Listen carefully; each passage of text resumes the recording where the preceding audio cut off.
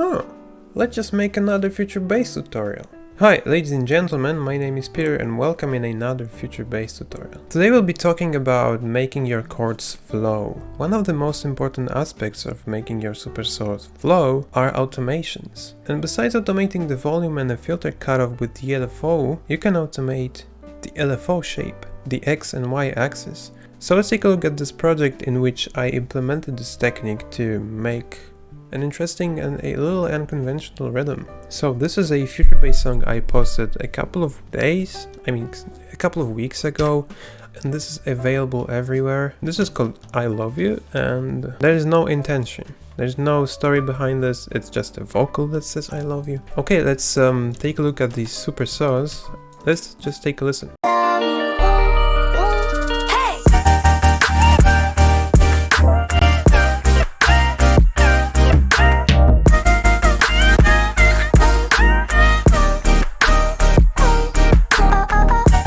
As you can see, we have a couple of layers. It's a lot of layers actually. Supersaw layers, layered with the vocals, with the 3 layers of bass. So let's take a look quickly at the certain layers and let's see what they consist of. This is a chord layer, the Supersaw layer. The main one, kind of like the main Supersaw. Another layer which is not Supersaw anymore. Then we have layer like the chords made out of vocal using simpler, and then we have another one which is just a saw wave, not Supersaw wave, just a saw wave single voice. And then we have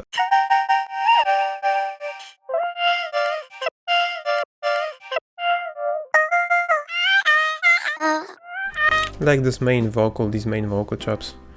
If you want me, I can make a separate video about these vocal chops, how I made them, how I process them, how I make other types of vocal chops. If you want, you probably want me to make this video. I saw a couple of comments, so you can expect this really soon, I guess. So these are all layers, and then we have bass layers.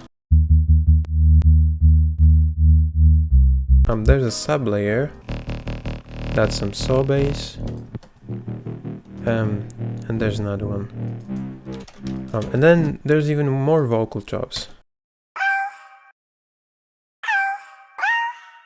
which they kind of make a cool transition between like this vocal and this, like these stages.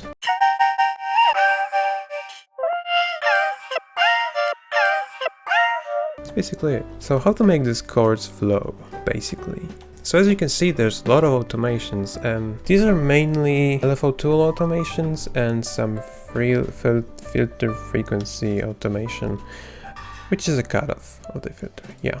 And besides this, we have obviously on every Supersaw, we have volume automation. I used LFO tool to automate the volume and to automate basically the volume.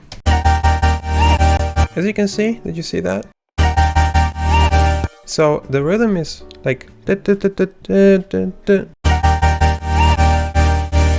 and it changes. This LFO is automating the volume of the whole group, basically, of the chords and the basses. And the main shape was like this. And this is making these chords kind of like more like staccato. And in this place, it's like slower attack. And here it also kind of moves to the right to not be this fast but like besides this, we have a filter opening here and closing.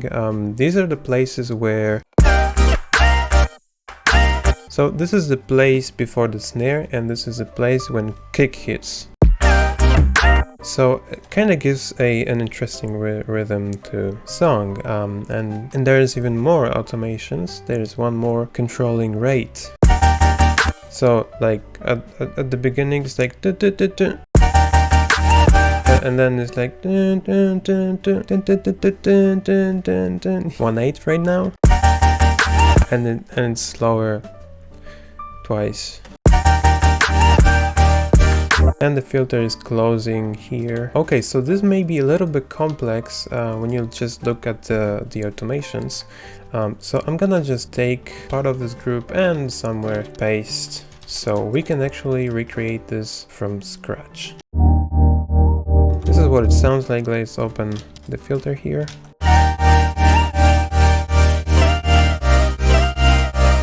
So we have this LFO tool. Without the LFO tool, these are just sustained chords. With the LFO tool, we have a little bit of movement, the volume automation basically, which is automating these Supersaws, basses, and this vocal as well. Let's try to recreate the same thing and show you what I mean by this, by automating this X point here. How to actually do this? So as you can see, as I automate this, I can swipe left and right, and to automate this, basically you click on this knob, and here this thing shows up, and you can choose if you want to automate point X or point Y. X is left and right, Y is up and down, so we are automating X because we want to go left and right.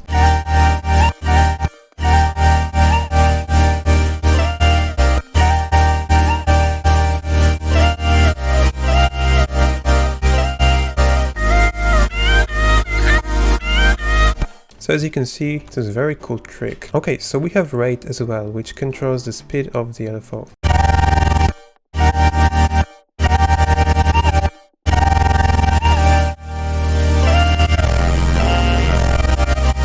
As you probably heard in like Boombox Cartel songs, at the beginning you have this kind of swipe when it goes from high rate to kind of like this normal one.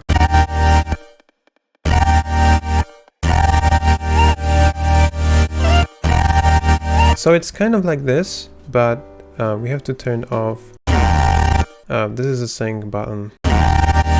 Just sync to your host tempo, but then you have to kind of know what the frequency you need to modulate, like 1/4 of the bar. But like keeping this synced to your host tempo allow you to actually snap to these 1/4, 1/8. We can speed up at the beginning. Let's say we want something like this at the beginning, and then with a higher attack. And let's just copy, for example, this here.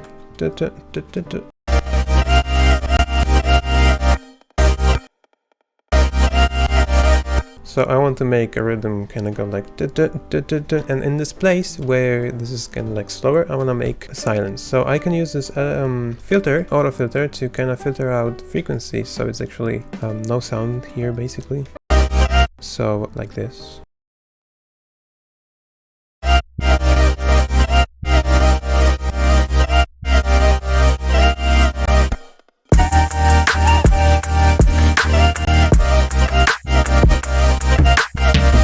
Very cool rhythms here. Let's change also this to kind of like a faster one, faster attack. Yeah, and like on some places you can also do filter automations to open the filter.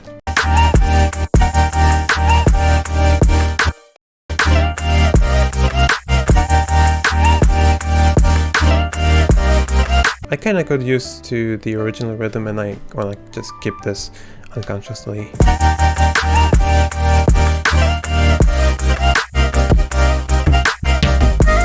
Yeah, so like experimenting, making really unexpected rhythms works. And making space in chords when one of the drums hits really gives like additional hot element to your track. That's it. That's how you make your Supersaws flow. Amazing. A little announcement here. I just released a Future Bass pack with a 5 Future Bass Project 5 for Ableton and a sample pack. And you can watch the preview, and the projects files are the exact ones that are in the preview, and plus 2 more. And see ya in the next video.